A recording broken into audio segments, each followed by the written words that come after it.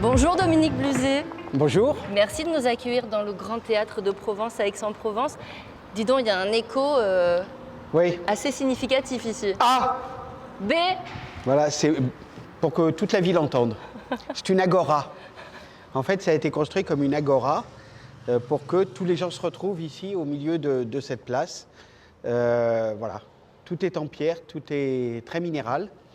Et en fait, ce théâtre, il a été construit entre 2004 et 2006. Oui. Et l'architecte Vittorio Gregotti, il l'a construit en hommage à la Sainte Victoire. C'est-à-dire que la forme du théâtre, quand vous la voyez de plus loin, c'est comme la montagne. Et dans l'axe là-bas, vous avez la Sainte Victoire et les deux objets se répondent, et la montagne et le théâtre. C'est le plus grand théâtre du sud-est de la France, 1400 places, avec un très grand plateau. Et c'est devenu aujourd'hui un fleuron de la culture française. Et on va parler avec vous de la programmation 2024-2025. Exactement. On y va? Oui. Allez, je vous suis. Ce texte, Notre Vision, c'est un texte très important que j'ai écrit il y a des années, qui est le projet de ce théâtre, ses fondamentaux, voilà. Divertir, De ce groupe, s'engager, éduquer. De ce groupe, Grand Théâtre de Provence, Théâtre du Jeu de Paume, Théâtre du Gymnase, Théâtre des Bernardines, auquel se rajoute maintenant le Théâtre d'Arles. Et c'est un groupe unique en France, c'est à peu près 500 salariés, à peu près 8000 artistes accueillis chaque année, parce qu'il y a aussi le Festival de Pâques.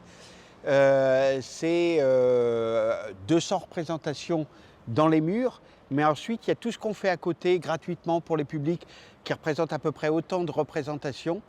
Donc voilà, ça fait travailler beaucoup de gens et c'est aujourd'hui un des 3 grands pôles français, c'est 4 théâtres, c'est 5 théâtres de spectacles vivants. Très bien, on va en parler. Voilà. On va parler de tout ça avec cette programmation riche, j'ai vu. Il y a beaucoup de choses. Alors, pour vous raconter un peu comment il a été construit, Racontez-nous. le théâtre. Oui. En fait, quand il y a eu l'appel d'offres, ce qui était compliqué, c'est qu'il y avait un morceau du terrain qui est du côté de ce côté-là, qui était 14 mètres au-dessus de ce morceau du terrain. D'accord. Tous les architectes qui ont fait des plans, soit ils creusaient un trou de 14 mètres là-bas, soit ils surélevaient ici de 14 mètres. Et Vittorio Gregotti, qui était un vieux monsieur, un très grand architecte italien, Grand Prix de Rome, lui, il a gardé le terrain comme ça. C'est-à-dire qu'entre ici, cette partie, et là-haut, il y a 14 mètres de différence. Et ça se retrouve avec une cage de scène qui est de ce côté-là, donc dans la partie basse, et la salle qui monte doucement en pente douce, comme ça. C'est un théâtre extrêmement bien fait, avec une très bonne acoustique, des lieux de réception du public extrêmement importants, puisque dans ce hall, on peut mettre à peu près 1000 personnes. Et puis, on a des espaces pour les entreprises, pour tout ça, qui sont là. D'accord. Et tous ces mots là-bas, quel est leur sens? Ça, c'est quelque chose que j'ai été le premier à faire en France, mais pas au monde. En fait, l'anecdote, c'est qu'on cherchait du mécénat. Oui. Et comment on fait pour trouver du mécénat? Puis un jour, j'étais à New York, à Central Park, et sur les bancs à New York, il y a des petites plaques en cuivre avec « c'est ici que John et Betty se sont embrassés pour la première fois », etc. En fait, quand on regarde l'histoire, il y a 100 ans, ou 150, je ne sais plus, le maire de New York de l'époque, quand il a construit Central Park, n'avait pas d'argent pour poser les bancs. Donc il a eu l'idée de dire aux New-Yorkais, écoutez, si vous payez le banc, on a le droit de mettre une plaque à votre nom. Et ils ont fait ça étalé sur 30 ou 40 ans. Et petit à petit, à Central Park, ils ont mis des bancs. Et donc, on a décidé de faire ça pour les fauteuils de la salle. Donc, il y a à peu près 200 personnes dans les théâtres qui ont leur nom sur un fauteuil parce qu'ils ont été mécènes de notre fondation, la SAMI, qui travaille sur tous les publics en difficulté, dans les hôpitaux, les centres de gériatrie, les maisons de soins palliatifs, etc. Et tout le monde peut être mécène, particulier, entreprise? On prend tout. J'attends un chèque. Très bien, voilà. Je vais chercher mon sac. C'est déductible d'impôt. Hein. Oh, alors là, vous savez me parler. Très bien. On monte? On monte. Allez, je vous suis. Oh, c'est magnifique cette salle, avec les lumières. Super joli. Hop. Alors voilà, là on est au premier étage. Ouais. dans une coursive. Je vais vous montrer la salle. Vous voyez la scène et les éclairagistes qui sont en train de régler les lumières sur un décor. C'est beau. Alors, tout le long, il y a des photos des grands chefs d'orchestre qui ont joué ici. J'ai voulu leur rendre hommage parce que c'est vraiment une maison de musique. Oui. Et que ces chefs d'orchestre, c'est des parcours formidables. C'est un long apprentissage d'être chef d'orchestre. C'est quelque chose de très complexe. Et je voulais rendre hommage à ces hommes et ces femmes qui sont chefs d'orchestre aujourd'hui, pour beaucoup français. Voilà. Laurence Equilbé, une des premières femmes chefs d'orchestre en France. Très bien. Encore une femme. Alors Barbara Hannigan, c'est la femme de... Bon, ça me reviendra. Il avait fait un film qui s'appelle Tournée comme réalisateur. Mathieu Amalric, merci de l'avoir soufflé. Ah, oh, oui, d'accord. Super acteur. Il est venu souvent ici. Et là, nous arrivons dans un des lieux les plus importants du théâtre, le restaurant. C'est là souvent que l'aventure commence pour les spectateurs quand ils viennent dîner avant. Ouais. Ou alors, c'est là qu'elle se termine quand ils viennent prendre un verre après. Si vous voulez rentrer, soyez les bienvenus.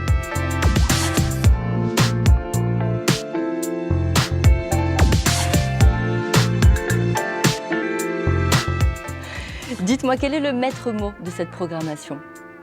Moi. Le maître mot, c'est moi. Non, on va parler sérieusement. Quel est le maître mot de la programmation? C'est de se dire que aller dans une salle de spectacle, ça doit être joyeux. Donc je dirais que c'est joyeux, c'est ludique, c'est ensemble, c'est encore. C'est tous les mots qui peuvent signifier que ça rend la vie belle d'aller dans une salle de spectacle. Soit parce qu'on va être ému, soit parce qu'on va rire, soit parce qu'on va pleurer, soit parce qu'on va découvrir une musique extraordinaire, soit parce qu'on va voir des circassiens qui font des trucs insensés, soit parce qu'on va voir des acteurs connus ou pas connus, des danseurs, etc. etc. Il n'y en aura jamais assez du spectacle vivant. C'est une des rares choses dans notre société aujourd'hui sur lequel on a envie de dire encore plus. Alors, il y a en tout, j'ai compté un à un, 78 spectacles. Oui, pour 200 représentations. Dont 7 créations. Les spectacles phares de la saison, si on devait parler juste de quelques-uns. Je sais que c'est difficile, mais... Alors, je dirais que, comme le théâtre du Gymnase à Marseille est fermé, le grand travail de création, il est à Aix. Alors, il va commencer le 30 août avec un des plus grands chorégraphes du monde qui s'appelle Akram Khan, qui va créer une pièce qui s'appelle Gig Nice, qui partira ensuite en tournée à Singapour, à New York, à Washington, à Londres, à Paris, etc. Ça veut dire qu'on a réussi à hisser le Grand Théâtre de Provence dans le top 10 des 10 plus grandes salles de danse au monde. Deuxième création, c'est avec Camille Cotin. Oui. C'est Cap de Vieille. C'est couillu, on va dire. Le rendez-vous. Le rendez-vous. Le titre original, c'est The Jewish Coke. Ok. Je peux vous le traduire, mais ça vous risque et péril. La bite juive. Voilà, on va biper. Voilà, mais c'est ce que ça veut dire. C'est l'histoire d'une femme. Alors, c'est elle qui a voulu faire cette pièce, qui a été écrite par une jeune auteure autrichienne, qui a reçu des tas de prix en tant que roman, puisque c'est un roman, et on va faire la création au théâtre avec Camille, au théâtre du Jeu de Paume. Et c'est l'histoire d'une jeune femme qui est chez son gynéco, elle est allemande, et elle porte le poids de ce qu'a fait l'Allemagne pendant la guerre, donc son rapport à la judaïté, etc. Et elle s'interroge sur le genre. Et elle se dit finalement, j'aimerais être un homme, mais si j'étais un homme, j'aimerais être juif. Et ben voilà, il lui manque un attribut pour ça, et elle réfléchit à ça. Donc c'est quand même drôle. C'est drôle, c'est très touchant, c'est très cru, mais c'est une vraie aventure théâtrale parce que c'est une actrice qui prend à bras-le-corps un texte comme ça et qui dit eh ben j'y vais parce que ça me semble être des questions importantes aujourd'hui. Dites-moi, vous dirigez au total donc 2 villes, Aix, Marseille. 3 parce qu'il y a Arles maintenant. Ah, il y a Arles maintenant en plus. 4 théâtres, un festival. 5 maintenant. 5 théâtres. je vais dire des excursions hors les murs, Ouais. comme ça on ne se trompe pas. Comment est-ce que vous arrivez à tout gérer? Vous carburez à quoi, Dominique Bluzet? À l'amour. Oh, c'est joli. Non, mais c'est vrai, fondamentalement, j'aime les artistes, j'aime le public, j'aime mon équipe, j'aime les théâtres. Et Albert Camus a dit « il n'y a pas de honte à préférer le bonheur ». Et c'est un peu un mantra, dans la mesure où, si vous voulez vivre heureux, il faut qu'émane de vous cette relation aux autres qui est positive. Dans un monde où on ne vous montre souvent que le négatif, moi j'essaye de montrer le positif. Et donc ça donne des programmations qui peuvent être très touchantes, qui peuvent être tristes, qui peuvent être intello, qui peuvent être tout ce que vous voulez, mais dans 78 spectacles, c'est comme un catalogue de voyages imaginaires où vous ouvrez, puis il y a toutes les destinations possibles. Vous pouvez aller au soleil ou sous la pluie, vous pouvez aller sous la neige, ou vous pouvez aller à la campagne, vous pouvez faire tout ce que vous voulez. On va vous emmener voyager à travers des émotions. Et ça, c'est pour moi quelque chose d'extrêmement important, d'essayer de concevoir un an de la vie des gens, des artistes ou des spectateurs, de l'équipe, en leur fabriquant un projet chaque année qui grandit, qui se construit, qui se renforce, mais qui raconte une histoire pour la société dans laquelle nous vivons, que ce soit à travers les gens qui viennent dans les salles ou que ce soit quand on va vers eux. Comment est-ce qu'on fait pour les gens qui sont malades, les gens qui sont loin, les gens qui pensent que ce n'est pas fait pour eux, les gens qui ont des problèmes de sous, etc., etc., etc. Donc, on a chaque année à peu près, on vend entre le Festival de Pâques et la saison à peu près 200 000 places, mais on va toucher à peu près 30 ou 35 000 personnes en plus à travers des actions gratuites dans les villages, les maisons de soins palliatifs, les centres de gériatrie, les hôpitaux, les écoles, etc., etc. Alors justement, il y a un projet hors les murs qui s'appelle Aller vers, Oui. Qui rentre dans cette mouvance-là. Vous pouvez nous en parler un petit peu? C'est la 4e édition cette année. Oui, en fait, c'est même plus devenu une édition, c'est fait partie de notre ADN. C'est-à-dire, pendant le Covid, je me suis dit, qu'est-ce que ça veut dire d'aller au théâtre quand il n'y a plus de théâtre? Oui. Donc, comment est-ce qu'on réinvente notre métier? Comment est-ce qu'on se dit finalement que, maintenant que le théâtre est fermé, c'est à nous d'aller vers les gens? Donc, aller vers les gens avec une pièce de théâtre pour le faire dans une petite salle, ça n'a aucun intérêt. Mais inventer des petits projets qu'on va faire gratuitement là où sont les gens, c'était important. Alors, on avait commencé par aller dans les cafés avec un projet qui s'appelle « C'est ma tournée, je vous offre un verre Oui. », VERS, et c'était Nicole Ferrodi qui lisait des poèmes, enfin, elle avait écrit des poèmes sur Marseille. Éditorialiste à la radio. À France Inter, voilà. Et elle était... c'était à mourir de rire. On a fait, je ne sais pas, 50 cafés dans Marseille, comme ça. Les gens se bousculaient à la fin pour assister à ça. Elle va en faire une tournée, un spectacle. Ça a été très, très drôle. Mais en ce moment, par exemple, je travaille sur des terrasses de café autour de Jacques Demy, les musiques. Et donc, ça s'appelle Garçon un demi. Avec Michel Legrand, les musiques Tout à fait, de Michel Legrand. de Parapluie de Cherbourg, des Demoiselles de Rochefort, mais de tellement d'autres Podane, choses. ouais. Et là, on va travailler sur les terrains de pétanque avec un spectacle qui va s'appeler J'ai les boules.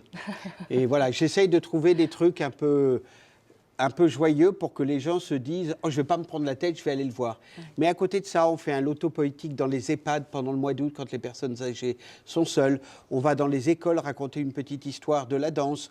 On va sur les places de village avec un danseur de hip-hop et un musicien classique, un violoniste qui fait de la musique baroque. On va avec un ténor dans les églises chanter des chants de Noël. On essaye d'aller là où sont les gens et de leur raconter une petite histoire en les invitant à venir gratuitement, découvrir quelle est notre mission, parce que je pense qu'en tant que théâtre public, on a la mission à la fois de toucher les gens en les faisant venir dans la salle, mais aussi d'aller vers eux.